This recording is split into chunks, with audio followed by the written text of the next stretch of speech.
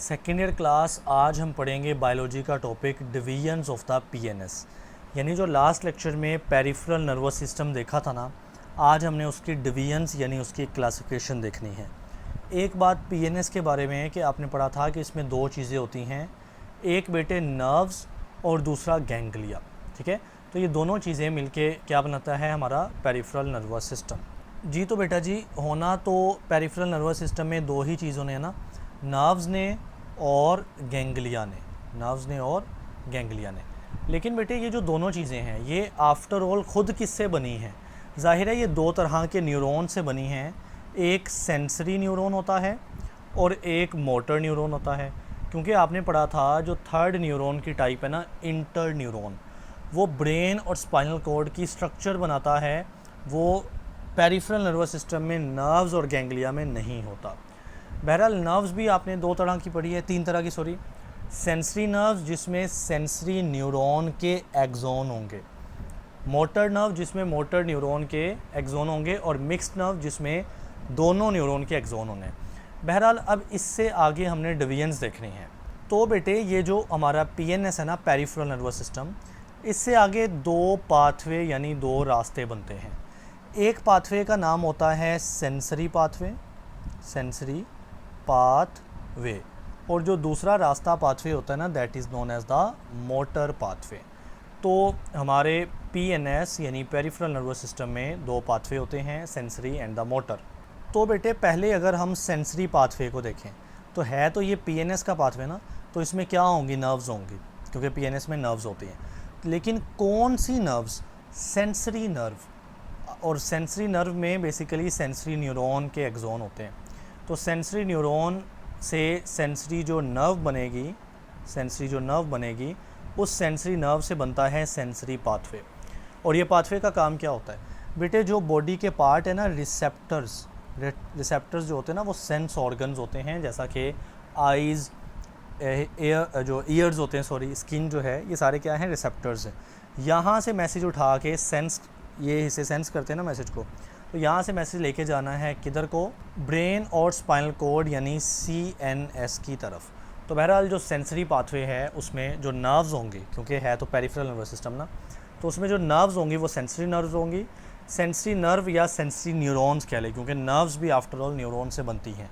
और इस पाथवे का काम क्या होगा? इस पाथवे का काम होगा रिसेप्टर्स से मैसेज उठाकर सीएनएस यानी ब्रेन स्पाइनल कॉर्ड तक लेकर जाना। और इसी तरह से अगर हम बात करें मोटर पाथवे की, तो जाहिर है बेटे मोटर पाथवे में क्या होगा? मोटर नर्व्स होंगी, या न्यूरॉन की बात करें तो मोटर न्यूरॉन होंगे।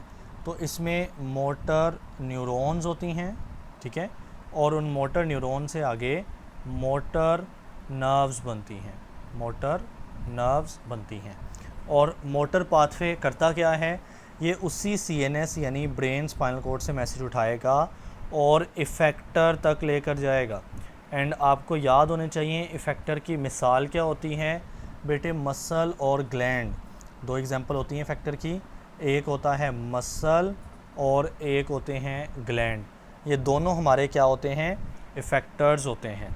तो बहरहाल मोटर पाथवे जिसमें नर्व्स होंगी, कौन सी वाली? मोटर नर्व्स, या अगर मिक्स नर्व भी देखें ना, मिक्स नर्व में दोनों पाथवे आ जाते हैं, क्योंकि उसमें सेंसरी न्यूरॉन भी होता है और मोटर भी। तो वो ऐसी नर्व होती है जिसमें से सेंसरी पाथवे भी गुजर रहा होता है और मोटर भी पाथवे बन रहा होता है। बहरहाल हम देख रहे हैं कि जो मोटर पाथवे है ना, उसमें मैसेजेस कहाँ से कहाँ तक जाते हैं? मैसेज नर्व इम्पल्स ना, सीएनएस यानी ब्रेन स्पाइनल कॉर्ड से उठाया जाता है मैसेज को, और इफ़ेक्टर यानी मसल और ग्लैंड्स तक लेकर जाया जाता है। बहरहाल अभी तक हमने ना यहाँ से लेकर यहाँ तक पढ़ी हैं कुछ बातें, जो आप ज़ाहिर रीड करेंगे तो आपको सेम टू सेम मिलेगा। ओके बेटा जी, मैंने मोटर पाथवे को एक साइड पे कर लिया, क्योंकि आगे हमारा ताल्लुक इसी के साथ है। जो मोटर पाथवे है ना, उससे आगे दो मज़ीद सिस्टम्स बनते हैं, या दो मज़ीद उसकी ब्रांचेस कह लेते हैं। एक का नाम होता है somatic nervous system, somatic nervous system. ये पहला सिस्टम या पहली इसकी क्लासिफिकेशन कह लेते हैं, और दूसरी क्लासिफिकेशन होती है ऑटोनॉमिक नर्वस सिस्टम। ठीक है, तो ऑटोनॉमिक नर्वस सिस्टम, ये दो हमारे पास मज़ीद सिस्टम्स बनते हैं इस मोटर पाथवे पर। ओके बेटे जी, अगर हम इनमें फ़र्क करना शुरू कर दें सबसे पहले हम सोमैटिक नर्वस सिस्टम देखेंगे, ठीक है, उसकी कुछ बातें, और फिर हम मूव करेंगे अपने दूसरे सिस्टम मोटर की ऑटोनॉमिक नर्वस सिस्टम की तरफ। जो सोमैटिक नर्वस सिस्टम होता है ना, ये बेटे वॉलंटरी होता है। वॉलंटरी यानी जो आपकी विल के मुताबिक कंट्रोल हो सकता है। विल मतलब आपकी मन मर्ज़ी, आपकी चाहत या आपके दिमाग के मुताबिक, यानी जिसको आप खुद से कंट्रोल कर सकते हो ना, तो वो होता है वॉलंटरी, ठीक है। तो जाहिर है ये आफ्टर ऑल मोटर पाथवे की एक टाइप है ना, तो इसमें मोटर न्यूरॉन्स आएंगी, लेकिन मोटर न्यूरॉन काम क्या करती है, सीएनएस से इफेक्टर तक काम करती है ना। मोटर न्यूरॉन से मोटर नर्व्स बनती ना, जिसकी दो टाइप है, क्रेनियल स्पाइनल। तो मोटर न्यूरॉन काम क्या करेगी, सीएनएस यानी ब्रेन स्पाइनल कॉर्ड से मैसेज लेके जाएगी मसल तक। अब मसल कौन से, वो इम्पोर्टेंट चीज़ है, that is the skeletal muscle, क्योंकि वही वॉलंटरी है। हमने देखा ना ये सिस्टम वॉलंटरी होता है, तो इसमें मैसेज उन इफेक्टर तक जाएगा जो इफेक्टर यानी जो मसल आपके वॉलंटरी होते हैं। तो आप जो स्केलेटल मसल है ना, वो बेटे आपके वॉलंटरी होते हैं, आप मर्ज़ी के मुताबिक उनको मूव करते हो। बहरहाल इनके अंदर यानी इस सिस्टम के अंदर जो मोटर न्यूरॉन या जिससे आगे मोटर नर्व्स बनती हैं, वो मोटर न्यूरॉन काम क्या करती है, वो सीएनएस यानी ब्रेन स्पाइनल कॉर्ड से मैसेज उठाती है और लेकर जाती है किधर तक, वो जो स्केलेटल मसल्स होते हैं ना, जो स्केलेटल मसल्स होते हैं जो आपके कॉन्शियस कंट्रोल में होते हैं, वॉलंटरी कंट्रोल में होते हैं, वहाँ तक। तो ये होता है सोमैटिक नर्वस सिस्टम। ओके बेटा जी, एक एक्सेप्शन है सोमैटिक नर्वस सिस्टम में जो कि आप जहन में रखेंगे। आपने एक टॉपिक पढ़ा हुआ है रिफ्लेक्स एक्शन, ठीक है, अपनी पिछली क्लासेस में ना, रिफ्लेक्स एक्शन। रिफ्लेक्स एक्शन आपको पता है ऐसा अचानक होने वाला एक्शन होता है जिसमें हमारे स्केलेटल मसल तो मूव कर जाते हैं, बट हमारे दिमाग को पता ही नहीं लगता, क्योंकि यहाँ पर ना स्पाइनल कॉर्ड काम करता है। मिसाल के तौर पर हम यहाँ पर ना हमारे जो मसल है ना, ये जो थाई के मसल्स हैं ऊपर वाले, क्वाड्रिसेप्स, सॉरी, तो ये मसल से ना एक सिग्नल जनरेट होता है। फॉर एग्जांपल यहाँ पर किसी ने सुई जो है ना वो लगा दी है, या कोई बहुत गर्म चीज़ मसल के ऊपर लगी है ना, तो सिग्नल जाता है सीधा स्पाइनल कॉर्ड के पास, क्योंकि स्पाइनल कॉर्ड में टू साइडेड रास्ता होता है ना, मिक्स नर्व होती है ना, तो सेंसरी पाथवे भी होता है और मोटर पाथवे भी होता है। तो उसी स्पाइनल कॉर्ड से फिर इम्पल्सिस जनरेट होती हैं जो कि किधर आती हैं, हमारे इन मसल्स के पास आती हैं। और मसल जो है, ये पड़ा हुआ था, और मसल जो है बेटे वो कॉन्ट्रैक्ट कर जाते हैं।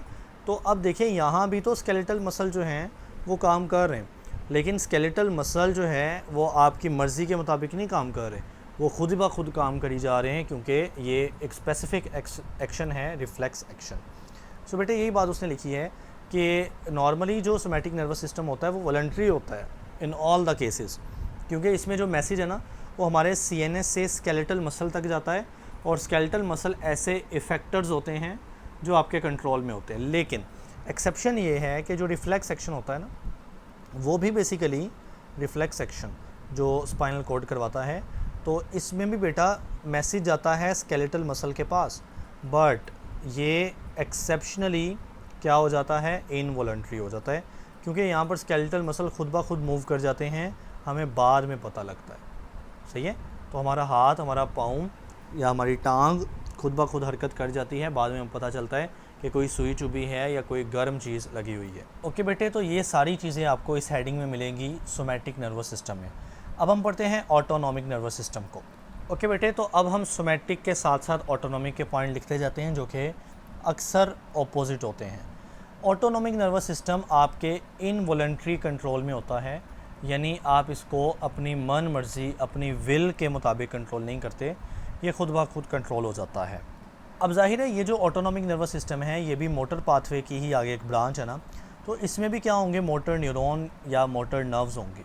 तो इसमें भी हम लिख लेते हैं कि मोटर न्यूरॉन्स होंगे, लेकिन ये मोटर न्यूरॉन की जॉब ये होगी कि सीएनएस से मैसेज उठाना है और कौन से इफ़ेक्टर तक लेके जाना है, क्योंकि सीएनएस से इफ़ेक्टर तक ही यहाँ पर मैसेज आता है ना। वो इफ़ेक्टर जो कि आपके वॉलंटरी कंट्रोल में नहीं है, उनमें बेटे पहली चीज़ आ जाती है स्मूथ मसल। बॉडी के अंदर ऑर्गन्स होते हैं ना, उनके अंदर स्मूथ मसल होते हैं जो कि आपके कंट्रोल में नहीं होते। इसके बाद कार्डियक मसल होते हैं, कार्डियक मसल जिसका हमारी बुक में जिक्र नहीं है लेकिन है ये भी इसी में।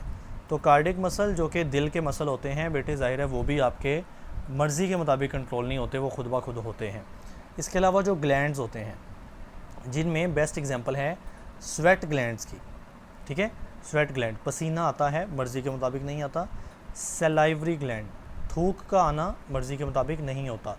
तो ये तीनों चीज़ें जो हैं ये आपके इनवॉलंटरी कंट्रोल में होती हैं, यानी आप मर्ज़ी के मुताबिक कंट्रोल नहीं करते। सो ऑटोनॉमिक नर्वस सिस्टम एक इनवॉलंटरी टाइप का नर्वस सिस्टम है जिसमें मोटर न्यूरॉन कहाँ से कहाँ तक मैसेज को लेके जाती हैं। अगेन वही part CNS brain spinal cord से मैसेज लेके जाती हैं उन इफ़ेक्टर तक जो कि बेटे हमारे कंट्रोल में नहीं होते, मतलब चाहत के मुताबिक हम उसको कंट्रोल नहीं कर सकते, जैसा कि smooth muscle, cardiac muscle, glands like sweat gland, salivary gland. लेकिन जो सोमैटिक नर्वस सिस्टम था उसमें आते हैं स्केलेटल मसल जो कि हमारे कंट्रोल में होते हैं। तो यही वजह है कि सोमैटिक नर्वस सिस्टम है वॉलंटरी, क्योंकि इसमें जो इफेक्टर हैं वो स्केलेटल मसल हैं जो कि कंट्रोल में है, राइट। अब बेटे ये बातें ऑटोनॉमिक नर्वस सिस्टम में लिखी हुई हैं। यहाँ पे लिखा हुआ है ना, for example it controls autonomic nervous system control respiration, यानी सांस लेना, जो ब्रीदिंग हम करते हैं ना, तो उसमें भी जो मसल इन्वॉल्व होते हैं वो मोस्टली ऑटोमेटिक होते हैं या इनवॉलंटरी होते हैं, हम खुद से कंट्रोल नहीं कर रहे होते। हार्ट बीट यानी जो कार्डियक मसल होते हैं। इसके अलावा जो डाइजेशन है, जो हमारे डाइजेस्टिव सिस्टम के मसल्स हैं, वो भी खुद ब खुद एक्शन परफॉर्म करते हैं, हम मर्ज़ी के मुताबिक नहीं कंट्रोल करते। और बहुत सारे दूसरे फंक्शंस भी हैं जिनमें हम वॉलंटरी नहीं हैं, ठीक है, वॉलंटियर नहीं है। तो यहाँ पर ऑटोनॉमिक नर्वस सिस्टम इनको सप्लाई दे रहा होता है। ओके बेटा जी, जो ऑटोनॉमिक नर्वस सिस्टम है ना, जो कि आपके कॉन्शियस कंट्रोल में नहीं है, आप मर्ज़ी के मुताबिक नहीं कंट्रोल करते, और उसमें स्मूथ मसल आते हैं, स्केलेटल मसल आते हैं और ग्लैंड्स आते हैं। इनकी आगे मज़ीद 2 डिवीज़न है, तो मैंने इसलिए इस पोर्शन को अपने फ्रंट पे किया। इनकी आगे बेटे 2 मज़ीद डिवीजन्स हैं हमारे पास। इनसे आगे मज़ीद 2 सिस्टम्स बनते हैं, ब्रांचेस बनती हैं। एक को हम बोलते हैं सिंपथेटिक नर्वस सिस्टम, सिंपथेटिक, ठीक है, नर्वस सिस्टम। और दूसरी ब्रांच होती है पैरासिम्पथेटिक नर्वस सिस्टम। तो ये हमारे पास 2 ब्रांचेस कहाँ से बनती हैं, याद रहे, ये ऑटोनॉमिक नर्वस सिस्टम से बनती हैं। ऑटोनॉमिक नर्वस सिस्टम खुद किस नेचर का है, इनवॉलंटरी, खुद के कंट्रोल में, सेल्फ कंट्रोल में नहीं है। तो फिर ये दोनों भी तो ज़हन में रख लो, ये दोनों भी उसी की ब्रांचेस है ना।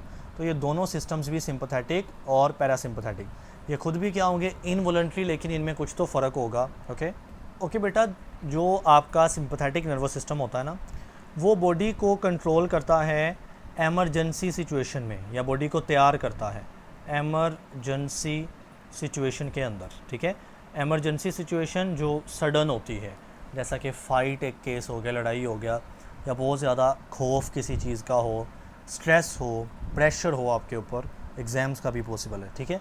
तो ये जो एमरजेंसी सिचुएशन होती है ना, इसको डील करता है हमारा सिंपथेटिक नर्वस सिस्टम। अब इसमें इसी का दूसरा नाम होता है इस कंडीशन का फ़ाइट और फ्लाइट रिस्पॉन्स। यानी आप ऐसी सिचुएशन में ना 2 काम करते हैं। फ़ाइट यानी आप उस सिचुएशन का सामना करते हैं, लड़ते हैं उससे, या फ्लाइट यानी आप भाग जाते हैं। तो 2 ही काम होते हैं, फ़ाइट और फ्लाइट रिस्पॉन्स, हम इसलिए इसको बोलते हैं, और ये एमरजेंसी सिचुएशंस होती हैं हमारे लिए। अब जाहिर है बेटे, ये सिंपथेटिक नर्वस सिस्टम कहाँ से निकला है, ऑटोनॉमिक से, और ऑटोनॉमिक किसकी ब्रांच थी, मोटर की। तो इसमें मोटर न्यूरॉन ही तो होंगे ना इनमें, तो अल्टीमेटली ब्रांच को नहीं भूलना, डिवीज़न को। तो इसमें मोटर न्यूरॉन स्पाइनल कॉर्ड से किस हिस्से में निकलते हैं, स्पाइनल कॉर्ड के कुछ हिस्से पढ़े थे ना हमने, तो मोटर न्यूरॉन स्पाइनल कॉर्ड के 2 हिस्सों से निकलते हैं। एक हिस्सा है थोरेसिक यानी चेस्ट वाला हिस्सा, और उसके नीचे वाला हिस्सा था लंबर यानी पेट वाला हिस्सा। तो थोरेसिक और लंबर रीजन से जो स्पाइनल नर्व्स निकल रही हैं ना, उनका जो मोटर पाथवे, क्योंकि स्पाइनल नर्व्स में दोनों पाथवे होते हैं क्योंकि वो मिक्स्ड नर्व्स होती हैं, तो थोरेसिक और लंबर जो हैं, इन रीजन से निकलने वाली जो मोटर न्यूरॉन है ना, जो स्पाइनल नर्व्स हैं, उनकी जो मोटर न्यूरॉन है, वो बनाती हैं सिंपथेटिक नर्वस सिस्टम। अब बेटे, ये जो मोटर न्यूरॉन्स हैं ना, जो कि बेसिकली कहाँ से निकल रही हैं, स्पाइनल कॉर्ड के थोरेसिक रीजन से और लंबर रीजन से, क्योंकि स्पाइनल कॉर्ड आपका पूरे बैक बोन के अंदर मौजूद होता है। तो यहाँ से मोटर जो न्यूरॉन्स निकल रही हैं ना, ये किसको सप्लाई देती हैं, ये जाके कंट्रोल करती हैं हमारे जो विज़रल ऑर्गन्स हैं।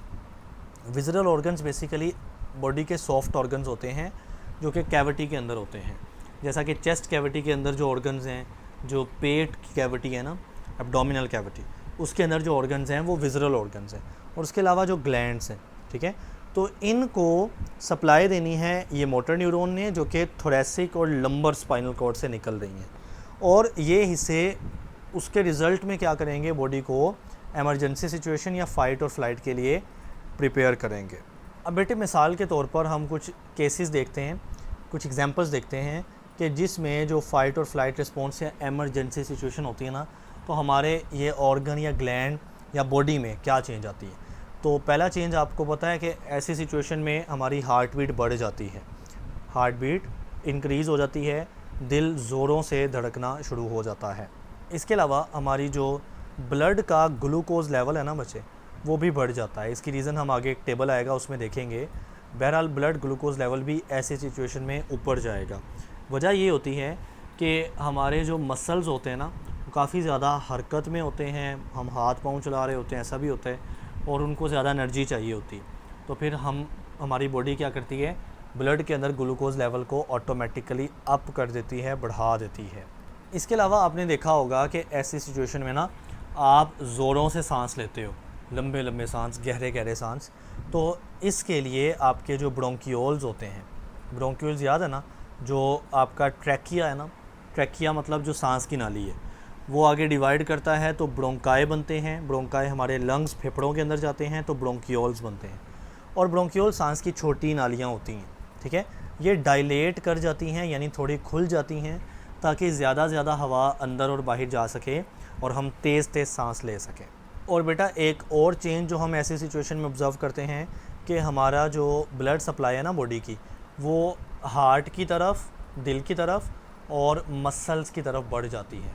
दिल और मसल्स की तरफ जो ब्लड सप्लाई है ना, दिल की तरफ भी बढ़ती है, मसल्स की तरफ भी बढ़ती है। ऐसा इसलिए कि ऐसी सिचुएशन में दिल तो ज़ोरों से काम कर रहा है, तो उसको ज़्यादा ब्लड चाहिए, और जो मसल्स होते हैं वो भी ज़्यादा जो है ना वो ब्लड सप्लाई, ज़्यादा एनर्जी डिमांड करते हैं ऐसी इमरजेंसी सिचुएशन में। जी तो बेटे अब हमारे पास दूसरा सिस्टम है पैरासिम्पथेटिक, और मैं दोबारा से रिमाइंडर दूं या रिमेंबर करवाऊं कि ये जो हम ऑटोनॉमिक नर्वस सिस्टम पढ़ा है ना, जो खुद ब खुद हो रहा होता है। देखिए ना, जब एमरजेंसी आती है तो क्या आप मर्ज़ी के मुताबिक उसको डील कर रहे हो? नहीं, खुद ब खुद ही बॉडी में चेंजिंग्स आती हैं। तो सिंपथेटिक ना, खुद ब खुद एमरजेंसी में। और जो पैरासिम्पथेटिक बनता है ना बेटे, वो एमरजेंसी को नॉर्मलाइज़ करता है। ये भी खुद ब खुद ही हो जाता है, एमरजेंसी को नॉर्मलाइज़। फॉर एग्ज़ाम्पल किसी की लड़ाई हुई है ना, तो अव्वल तो लड़ाई करना अच्छी बात नहीं है, लेकिन अगर लड़ाई हुई है तो उसके बाद बॉडी जो है वो खुद ही अपने आप को नॉर्मल कंडीशन में लेके आती है। हार्ट बीट नॉर्मल होती है, सांस नॉर्मल होते हैं, एंड बाकी भी सारी चीज़ें। तो ये भी खुद ब खुद हो रहा है ना, तो ये भी हम फिर ऑटोनॉमिक में शामिल करेंगे, क्योंकि ऑटोनॉमिक इनवॉलंटरी होता है, मतलब खुद ब खुद होने वाला, हमारे एक्शन में, हमारे कंट्रोल में ये सिस्टम नहीं होता। बहरहाल पैरासिम्पथेटिक नर्वस सिस्टम एमरजेंसी को नॉर्मलाइज़ करता है। इसका जैसे सिंपथेटिक का दूसरा नाम था ना फाइट और फ्लाइट, ये वाला, इसका दूसरा नाम है rest and digest. Rest and digest यानी इसमें बॉडी रेस्ट करती है और डाइजेस्ट करना शुरू कर देती है। ये बात इधर लिख लें कि जब सिंपथेटिक सिस्टम होता है ना, 5वां पॉइंट बना के, कि बेटे डाइजेशन स्टॉप हो जाती है। ऐसी सिचुएशन में तो खाना ही नहीं खाने का दिल करता, खाना हजम ही नहीं होता, तो डाइजेशन स्टॉप या इनहिबिट कह लें, ठीक है।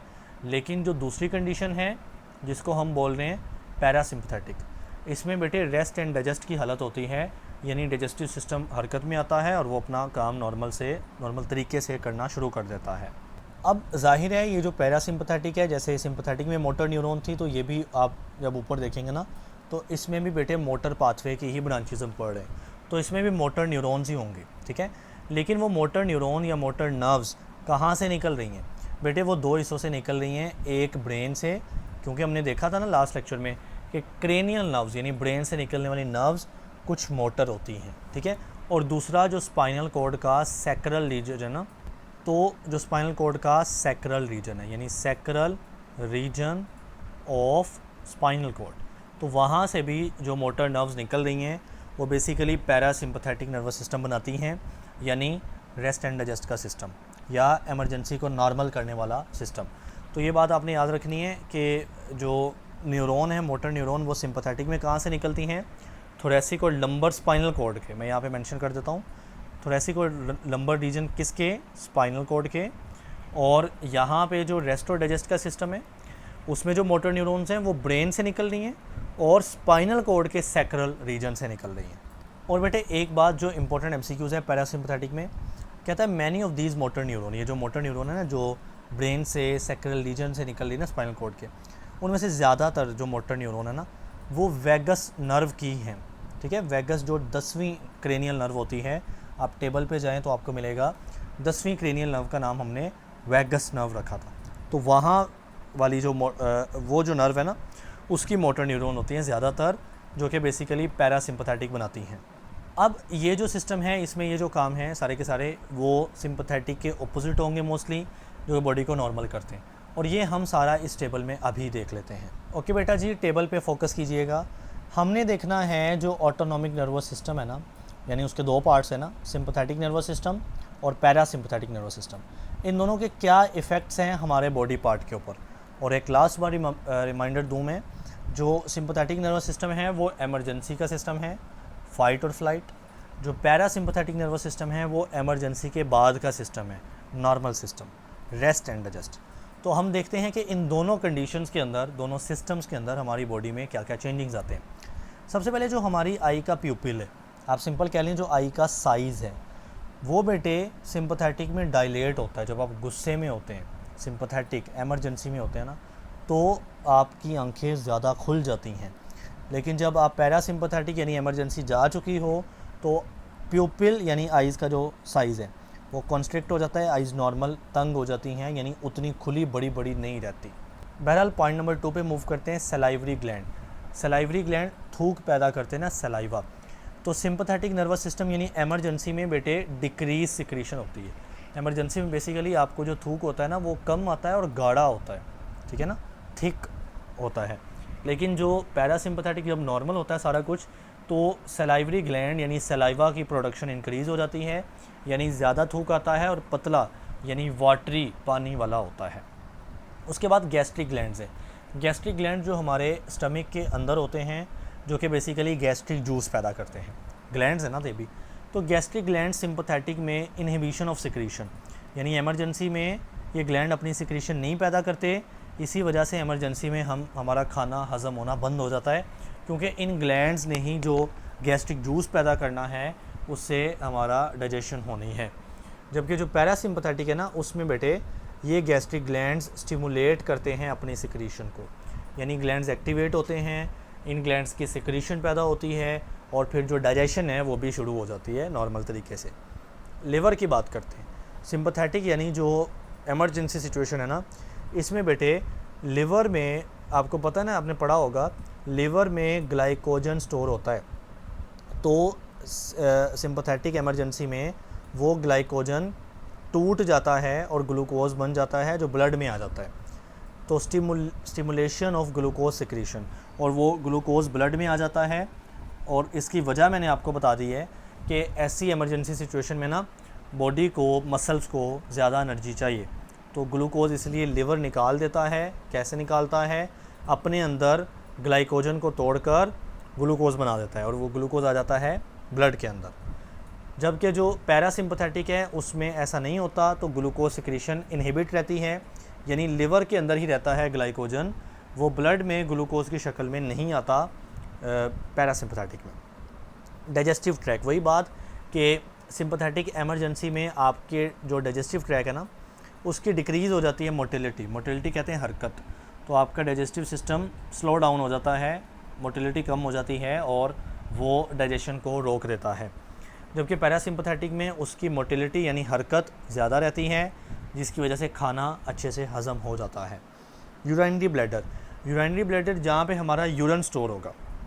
आपने देखा होगा ऐसी सिचुएशन में जब आप हाईली इमरजेंसी में हो तो बेटे आपको यूरिन नहीं आएगा, तो आपका यूरिनरी ब्लैडर क्या करेगा? रिलैक्स करेगा, यानी जब वो कॉन्ट्रैक्ट करता है ना, दबता है, तो वो यूरिन बाहर आता है। जबकि इमरजेंसी में सिंपथेटिक में यूरिन नहीं आना, तो यूरिनरी ब्लैडर रिलैक्स करेगा। पैरासिम्पथेटिक यानी नॉर्मल कंडीशन में यूरिनरी ब्लैडर कॉन्ट्रैक्ट करता है तो हमें यूरिनेट करने की अर्ज होती है, हम यूरिनेशन कर लेते हैं।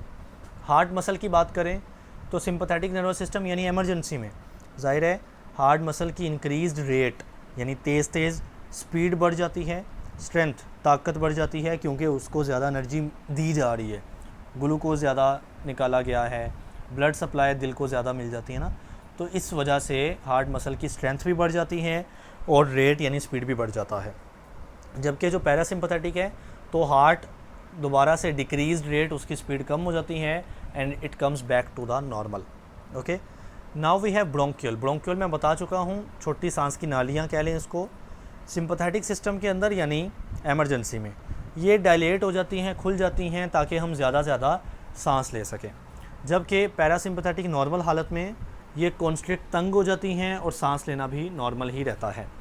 Blood supply in the muscle, और ये भी हमने पढ़ा कि ब्लड वेसल जब हमारा सिंपथेटिक नर्वस सिस्टम होता है ना, यानी फाइट और फ्लाइट एमरजेंसी, तो ब्लड सप्लाई मसल के अंदर डायलेट होती है। वही बात कि मसल को ज़्यादा ब्लड मिल सके ताकि मसल की एनर्जी पूरी हो सके, एनर्जी रिक्वायरमेंट, एनर्जी डिमांड पूरी हो सके। जबकि पैरासिम्पथेटिक नर्वस सिस्टम में नो इफ़ेक्ट, यानी नॉर्मल रहता है। पैरासिम्पथेटिक में कोई इफ़ेक्ट नहीं होता मसल की सप्लाई पर, मसल की ब्लड सप्लाई नॉर्मल रहती है। Finally blood vessel in the skin. तो बेटे जब सिंपथेटिक नर्वस सिस्टम होता है ना, यानी एमरजेंसी, तो स्किन के अंदर ब्लड वेसल जो हैं वो कॉन्स्ट्रिक्ट कर जाती है, तंग हो जाती हैं, क्योंकि तमाम ब्लड वेसल या तमाम ब्लड जो है वो मसल की तरफ शिफ्ट हो जाता है और हार्ट की तरफ शिफ्ट हो जाता है। तो फिर जो स्किन को मिलने वाला ब्लड है वो कम हो जाता है, यानी स्किन की ब्लड वेसल कॉन्स्ट्रिक्शन यानी तंग हो जाती हैं। जबकि पैरासिम्पथेटिक में नो इफ़ेक्ट, यानी पैरासिम्पथेटिक में वो नॉर्मल रहती हैं, ऐसा नहीं होता कि उसमें कोई चेंज आए। ओके बेटा जी, यहाँ तक आज का लेक्चर था। नेक्स्ट लेक्चर आप सर्च करेंगे रिसेप्टर्स इन ह्यूमन बॉडी के नाम से।